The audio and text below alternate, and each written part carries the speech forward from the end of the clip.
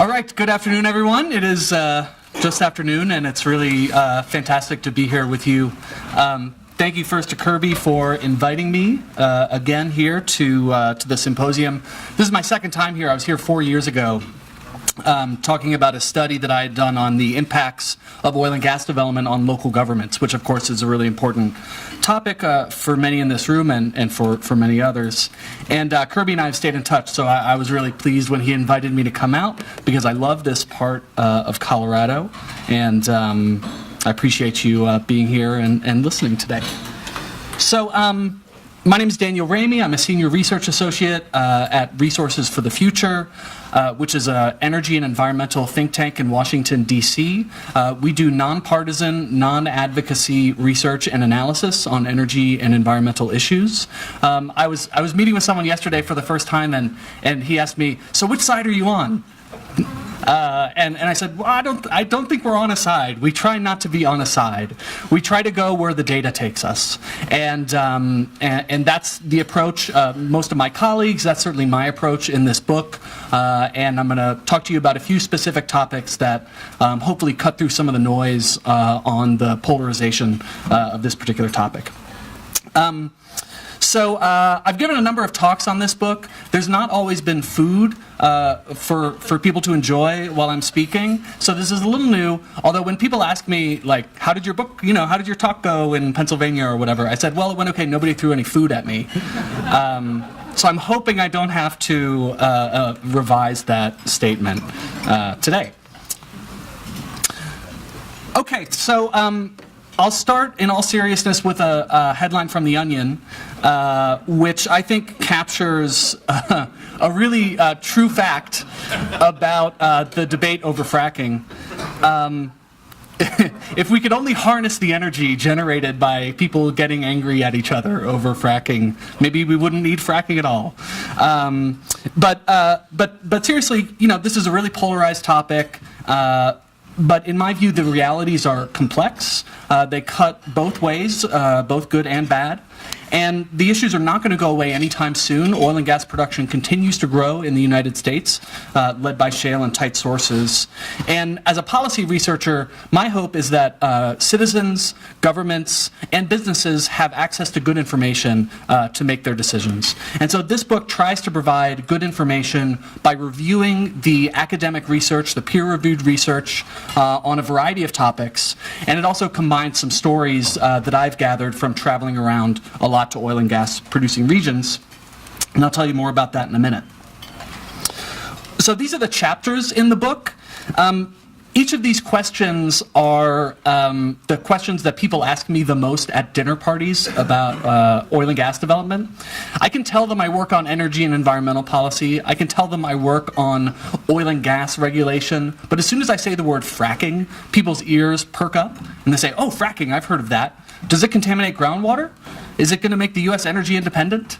And I didn't see a good resource out there for the non-expert to actually evaluate those questions and get a sense of the reality rather than getting a sense from kind of partisan, polarized viewpoints. So that's what this book tries to do, provides a resource. This is a map of all of the places that I've personally visited over the last 3 or 4 years. Each of the names on the map represent an oil and gas play. Those are all the places that I've visited. The blue dots on the map indicate horizontally or directionally drilled wells. So these are typically the wells that are hydraulically fractured. Of course, there's some overlap. So I went to all of these places because 4 or 5 years ago, as I mentioned earlier, I was doing a study on how oil and gas development affected local governments around the U.S. So to get a sense of the answer to that question, you sort of have to go to the place and sit down, bang on the county courthouse door, walk into City Hall, and sit down with people to try to figure out what they are experiencing.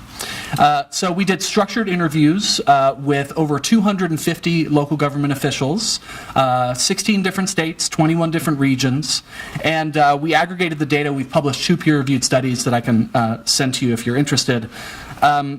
But during the day I was doing these interviews, And then at night, I'd find myself, in Pinedale, Wyoming, or in Williston, North Dakota, or in Odessa, Texas, and I didn't know anybody in those places. So I'd go out to a restaurant, and I'd sit at the bar, and I'd just talk to people. I talked to people who worked in the industry. I talked to people who work in the restaurant business. I talked to whoever was sitting next to me, and gathered a lot of really interesting stories that way as well.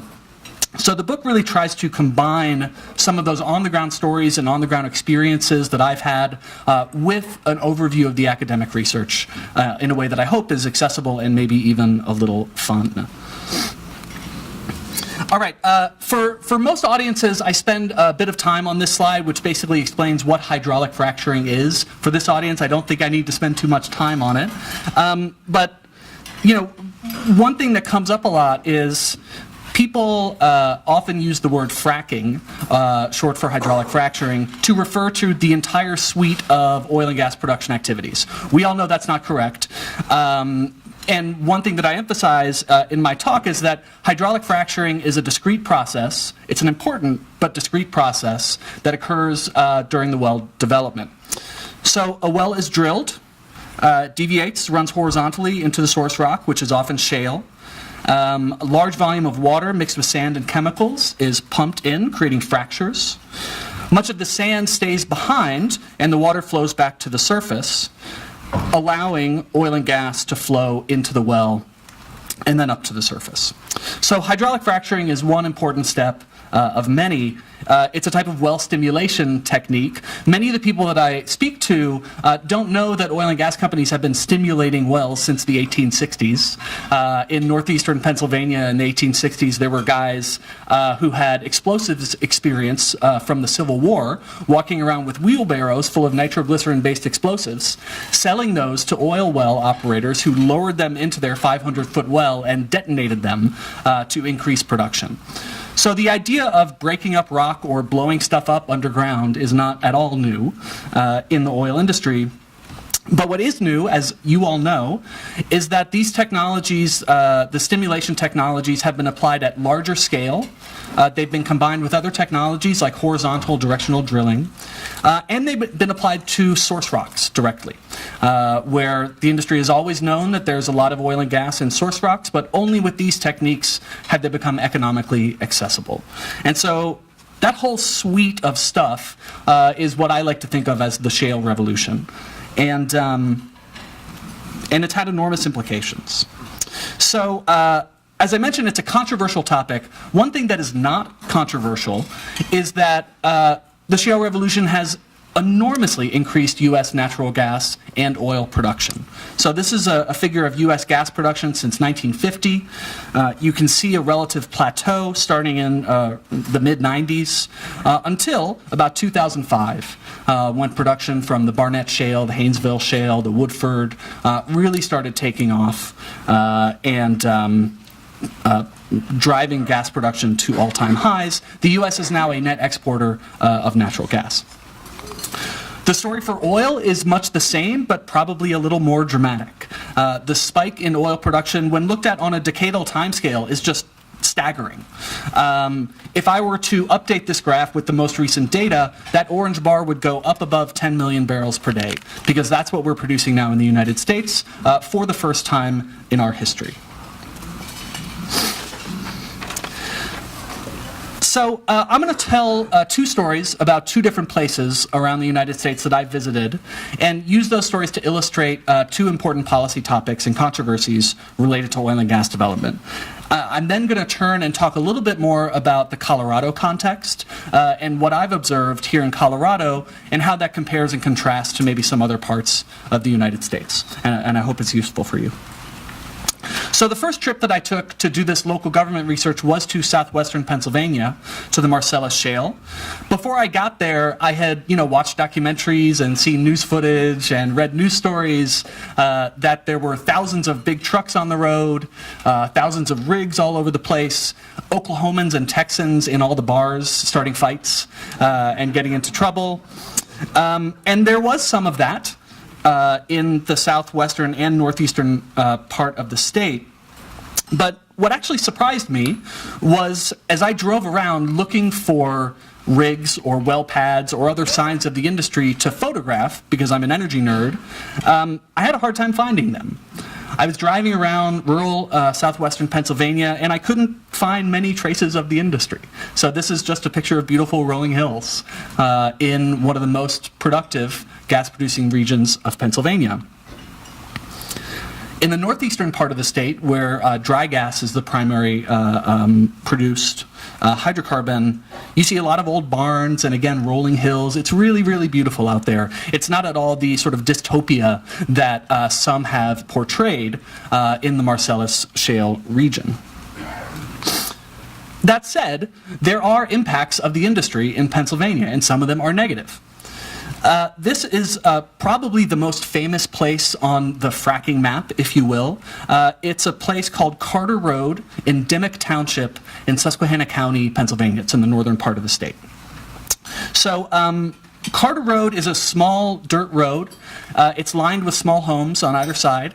And in the early days of Marcellus development, a number of natural gas wells were drilled and hydraulically fractured in the area.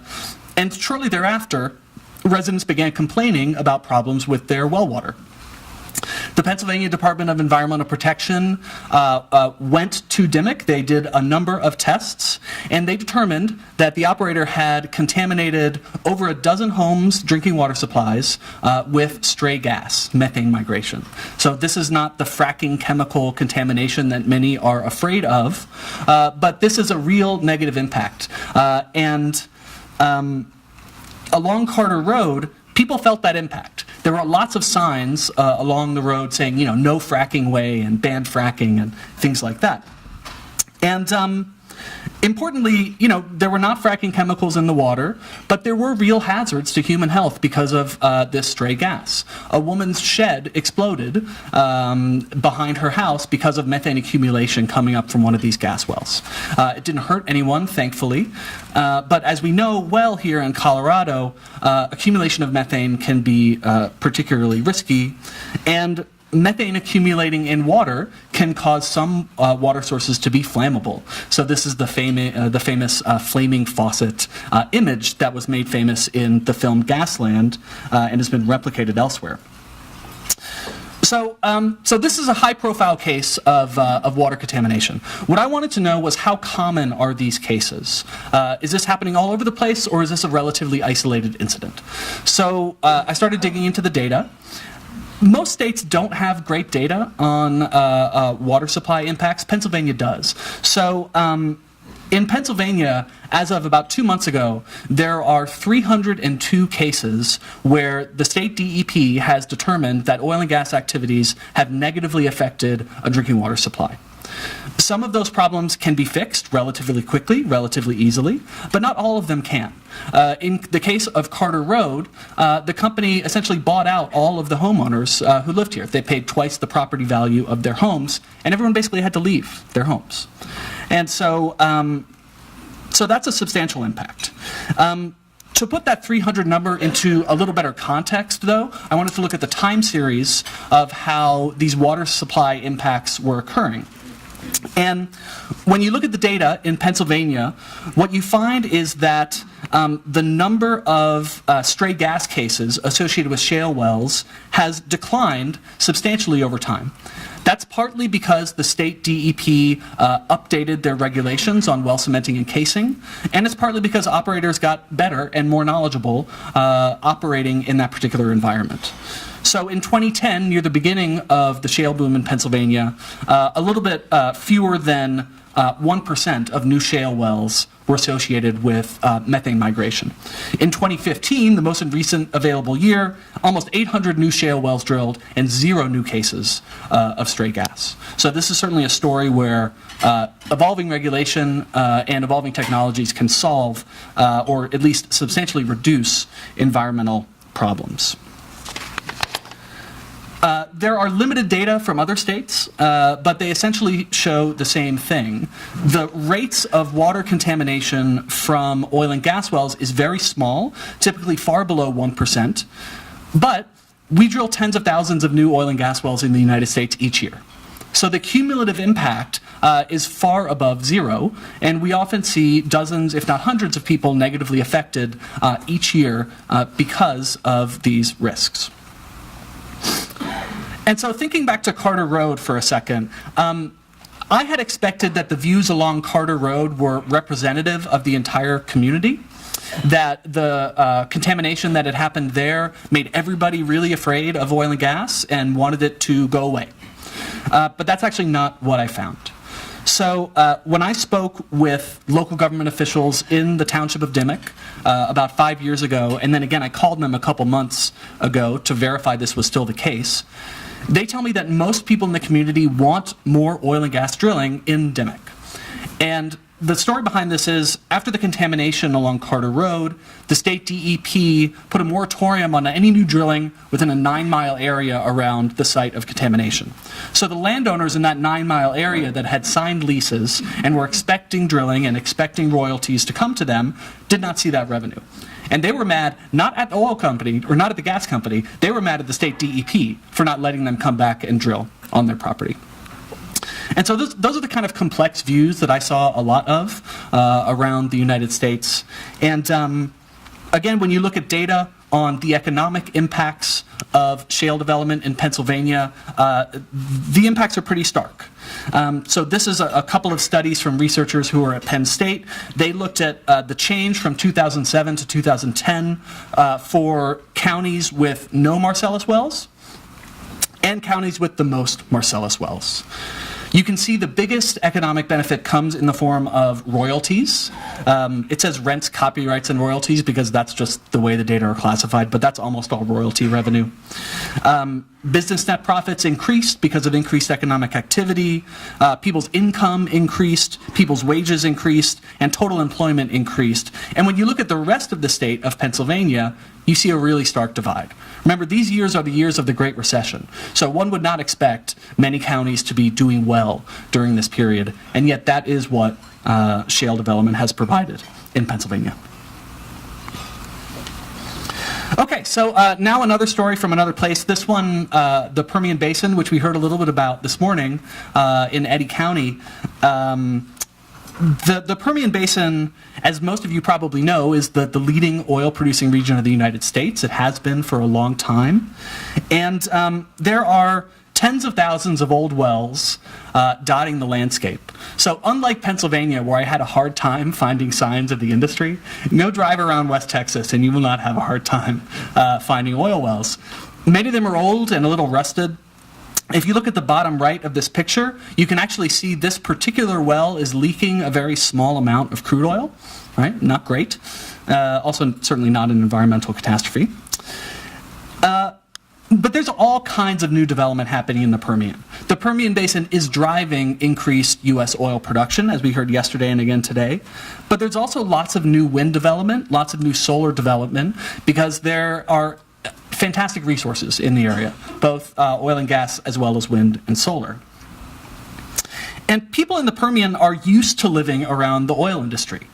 This is a town called Seminole in Andrews County, and when I drove around the town, there were lots of wells literally in people's backyards. These are operating wells. That pump jack is going up and down and making creaking, squeaking noises 24 hours a day. Even more startling, if you look at the bottom right-hand corner of this picture, you see a sign that says, danger, poison gas. That's because the wells in the area produce sour gas, contains hydrogen sulfide, and hydrogen sulfide is potentially deadly if inhaled at sufficient quantities. And so, you know, for many people, the idea of living this close to dangerous infrastructure would be a non-starter. But in this part of Texas, it's kind of normal, at least for some people. And so that's all to set up a different part of the Permian Basin.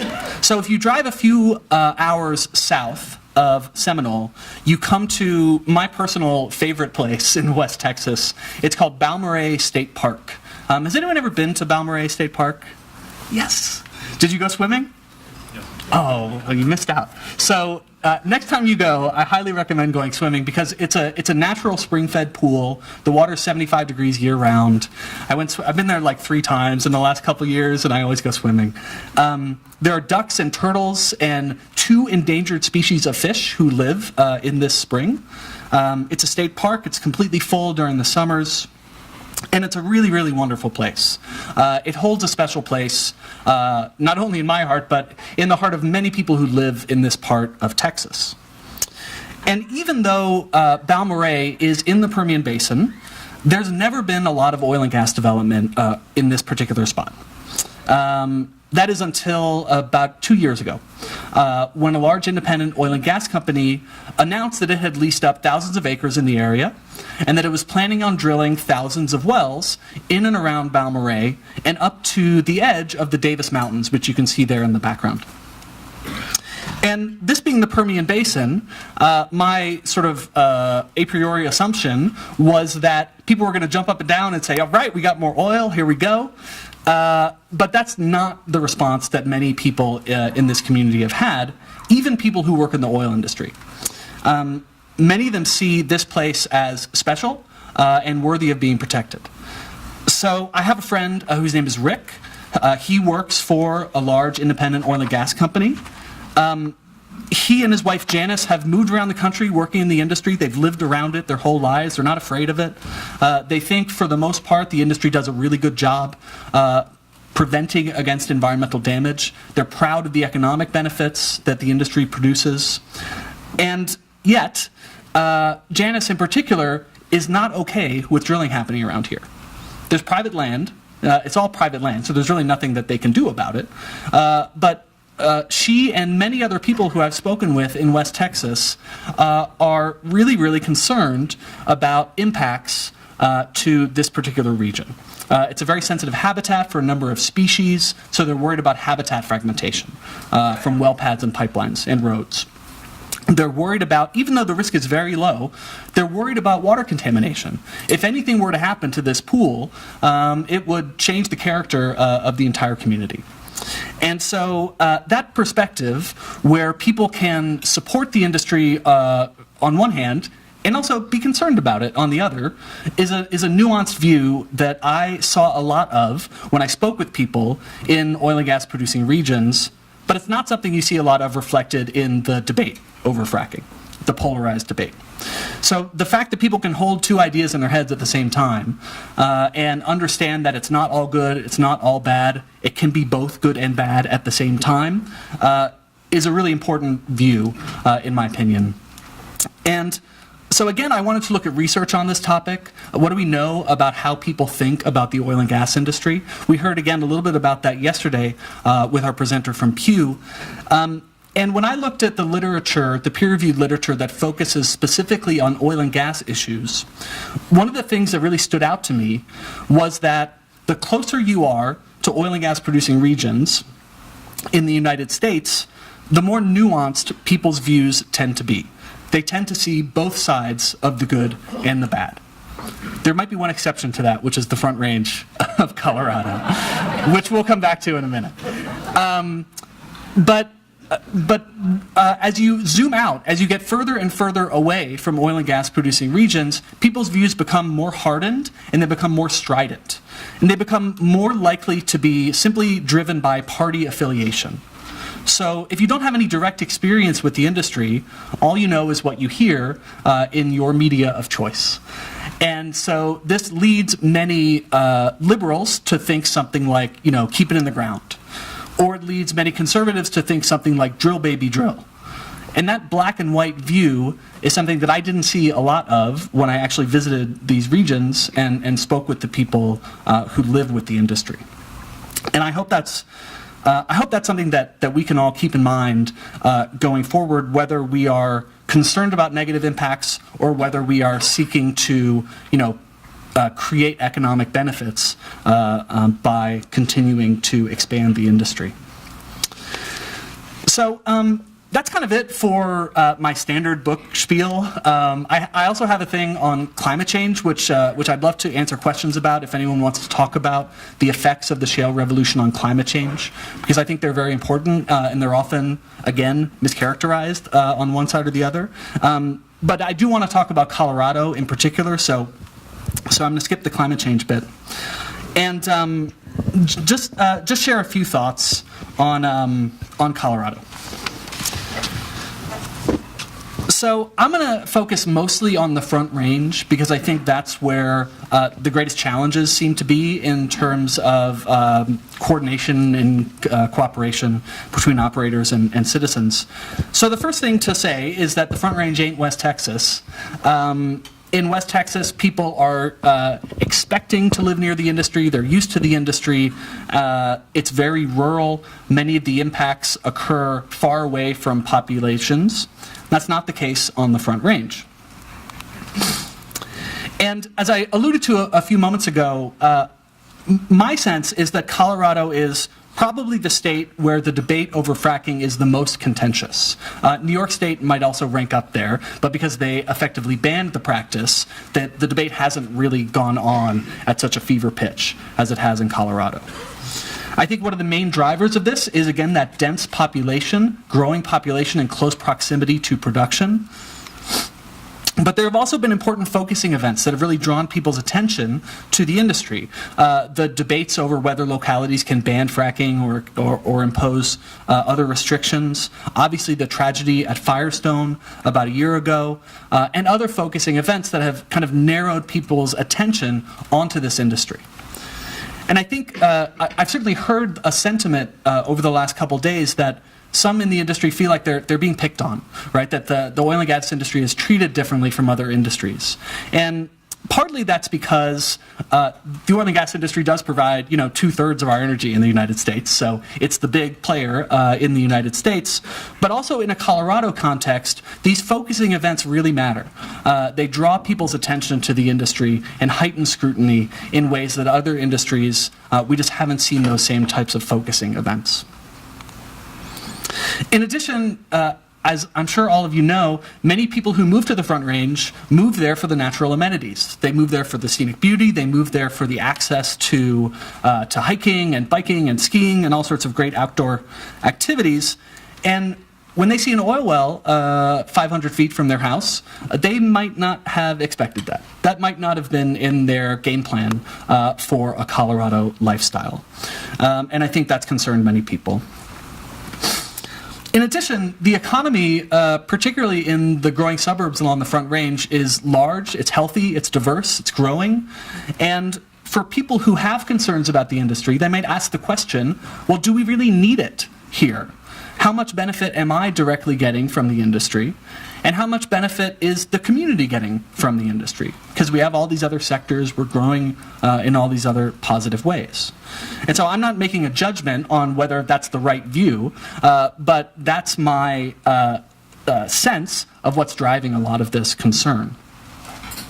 And those concerns nationally, again from my travels and research, the main issues that I see the most of are people worried about noise, people complaining about light from well sites, people complaining about the traffic, people complaining about the changing of their communities, especially in rural communities. This is more of a national issue as well as a Front Range issue. People are also very concerned with environmental impacts, and those environmental impacts are real. They may be rare, but that doesn't mean they're zero. And the local environmental impacts that people worry about are substantial, but climate change and concerns about climate change are, I think, an underlying driver of much of the opposition to oil and gas development, and we certainly see that with the lawsuits that we were just talking about earlier today. Down at the local scale, there are concerns about health impacts. We heard this morning from Dr. Collette, who presented about air emissions from well sites. There are a number of studies in this area. None of them are conclusive. None of them are definitive and say that we know with certainty that oil and gas is having negative impacts on people's health. but some of them are suggestive. And there are a couple studies out there that I think have been really well done and provide at least compelling evidence that we should be concerned and we should do more research on how living very close to oil and gas wells could affect people's well-being. And regardless of what this research says, I think public opinion is baked in enough that those concerns are going to persist for years, if not decades to come. So it's something that we'll have to be wrestling with and thinking about, trying to understand what the evidence actually tells us. Okay, so what next in a Colorado context? From my perspective, from the outside, it seems to me that Colorado is already a leader on stakeholder engagement. The types of gatherings like this one, the activities of the oil and gas liaisons, the outreach that many operators do is really a model for the country. And so kudos to you for being so proactive on that front. But despite those best efforts, disputes are not going to go away, particularly along the Front Range. In fact, we're actually seeing more and more disputes crop up in other parts of the country where we had never seen them before. So as I mentioned, that part of West Texas, right? There are concerns in Los Angeles where they've been producing oil for over 100 years. There are now new concerns and new efforts to regulate oil and gas activities in LA. We see this in many other states as well. And so I think these issues about public concern are only going to get more important over time. And so given that, my sense is that there are two essential models that regulators and operators can follow. One is what I think of as the head-down model, sort of put your head down and do your work. And the other one is the heads-up model, where you do your work and you also try to be aware of everything around you and try to integrate that into your thinking. So to briefly mention those. So historically, the head-down model is kind of the model for oil and gas activities, particularly in rural regions. You develop your business plan, you lease the acreage, you get out there, you drill the well, and you produce. For policymakers, the head-down model is also the default, where regulators focus on narrow and technical issues and try to get the details right, but don't think as much about public engagement and public feedback. That approach does not engage the full range of stakeholders whose concerns are important and are going to impact not only your business, but also your regulatory environment. And so the head-down model kind of looks like this. So you identify the technical task, and you do it, and you're done, right? Wash your hands, go home. That's one model. And we see a lot of this continually in, again, rural regions, parts of West Texas, Oklahoma. The industry still largely follows this model. But increasingly, I think the heads-up model is going to be more important and more necessary to achieve your goals, whether you're an operator or a regulator. And engaging with a broad range of stakeholders is central to those efforts. It can be frustrating and time-intensive. People are yelling at you. People are, stating things that are factually inaccurate. It takes a lot of time. But many of my experts, many of my colleagues who are experts on communication tell me that just hearing people out can make a huge difference in terms of their propensity to be angry at you or to oppose your activity. So two-way communication is essential. Not just a one-way flow of information where the expert stands and tells the people what to think, but hearing out people's concerns and trying to adapt your strategy based on those concerns. And so the heads-up model kind of looks like that. It's circular. It keeps going round and round. You have to gather feedback at each important step of the process.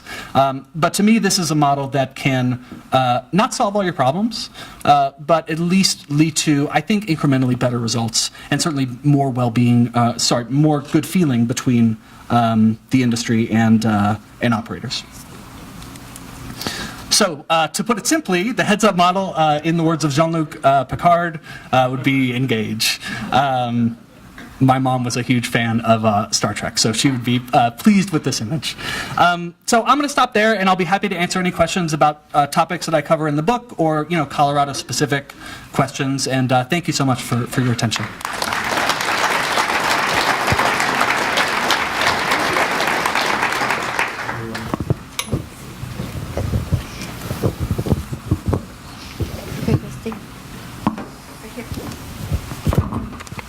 Great job, thank you.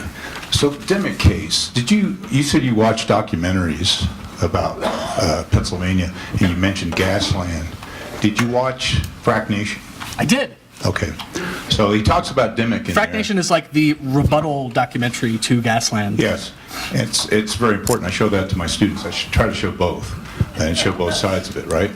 But on the Demick case, the jury, I think, awarded them $4.2 million for the contamination, but just this last year, the judge threw it out because there was some evidence that showed it was natural biogenic methane coming into those wells as opposed to the gas coming from, because the operations didn't start until after 2008, and the methane was shown before 2008. And we've seen that in Colorado where we have biogenic methane in wells as well. So what's your response to that? I mean, have you researched that Demick case? Is it definitely gas from Cabot's well? So I'm not a geochemist. I am not a petroleum engineer. I don't know enough about the details of how the methodologies of these studies get carried out. But I can tell you that I've spoken with multiple heads of the Pennsylvania Department of Environmental Protection. They tell me without any doubt in their minds that the methane was both biogenic and thermogenic, right? So and that the methane in the wells was caused by stray gas, improper cementing in particular, from these wells. And so, I can't go into the details about, every nook and cranny, but I can say that the operator bought out most of the homeowners along Carter Road. A couple homeowners held out and sued, which is the case you're alluding to. A jury awarded them over $4 million. That award was reversed, and then the parties settled out of court. So it is now settled. And I don't know what the terms of that agreement were, of course, they're confidential, but all of the experts that I've spoken with who are knowledgeable about the case tell me with very high confidence that it was oil and gas activities that impacted the water wells. So I'm well aware that methane occurs naturally in water also, right? Two things can be true. Methane occurs naturally in water, and oil and gas operations can cause methane migration. And I spend a lot of time trying to talk about that in the book. Thank you for your question.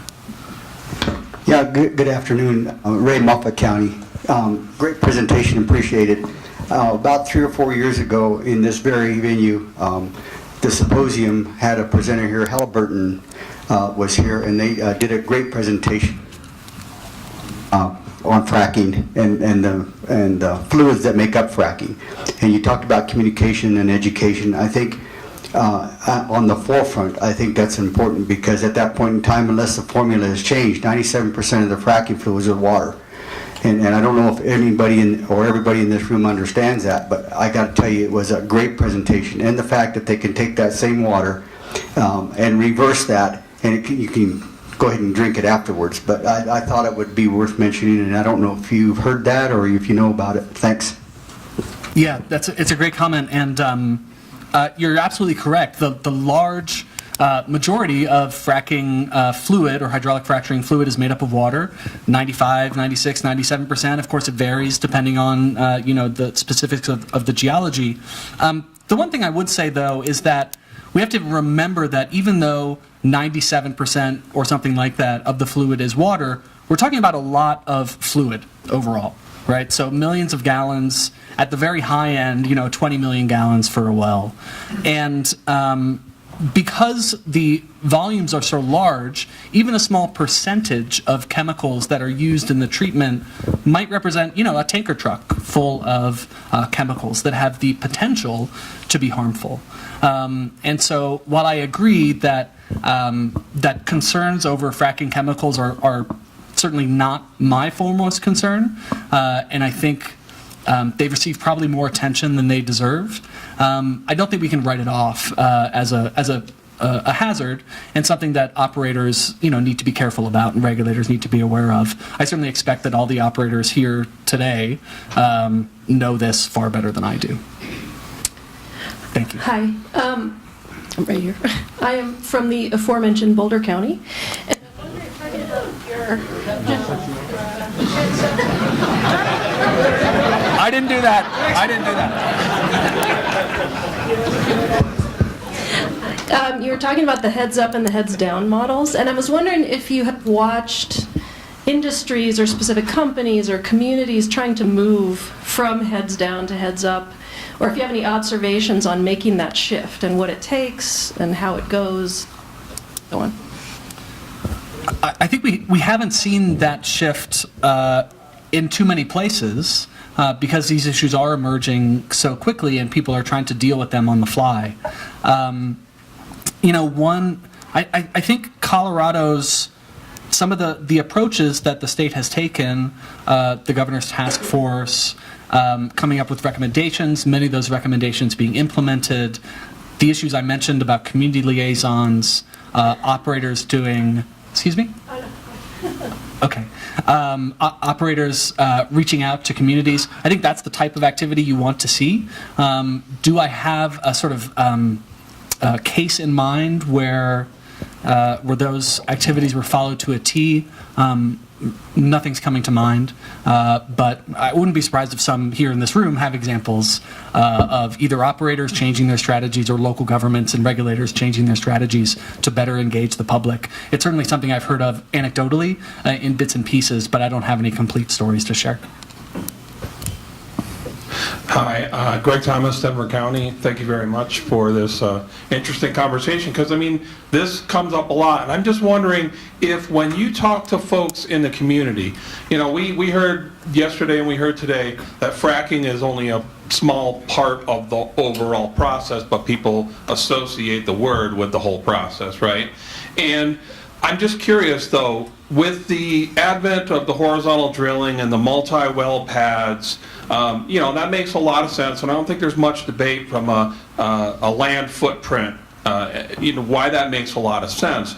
But as a result, those rigs that set up there are there for a much longer time, and I'm just curious if in this whole debate with the communities, if it's really that the presence of the rig and the noise and the light and the potential odors, or is it equal? Does it really matter if it's when that rig is gone and that site is buttoned up and it's producing for 20 or 30 years?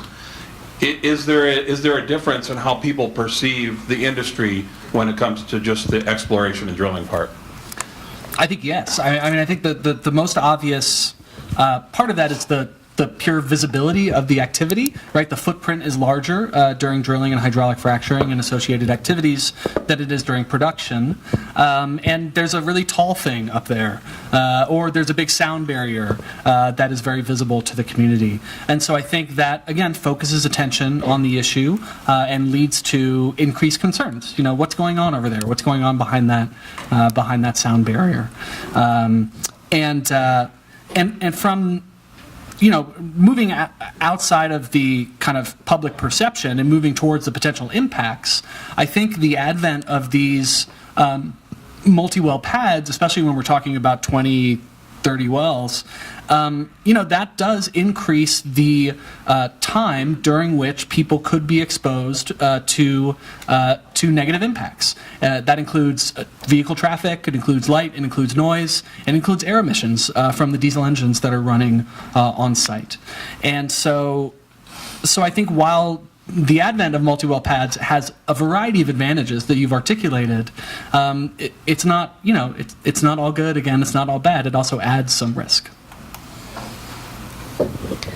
I'm curious if through all your research, has there been any actual documentation of fracking operations contaminating an aquifer?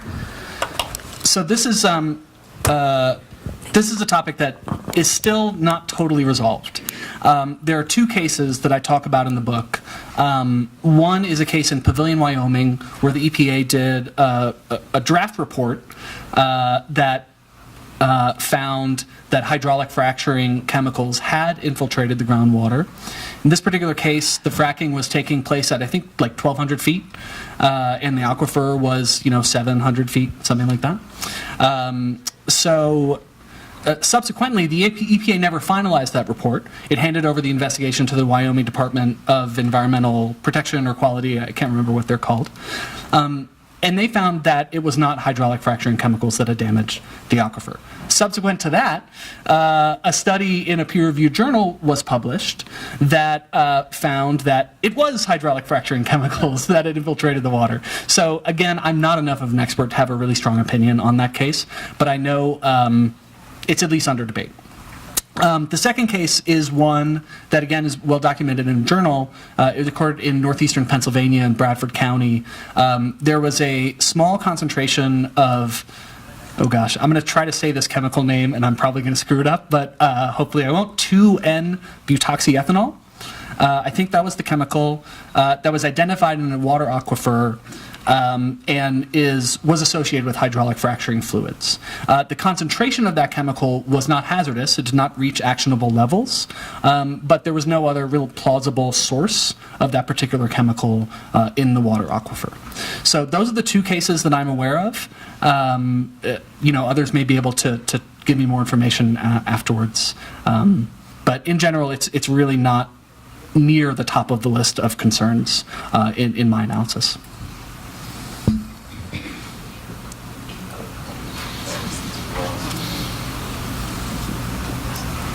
All right. Well, Kirby will be thrilled that we don't have any questions and we can end a little bit early, but I don't see him, so I can tell jokes if people want.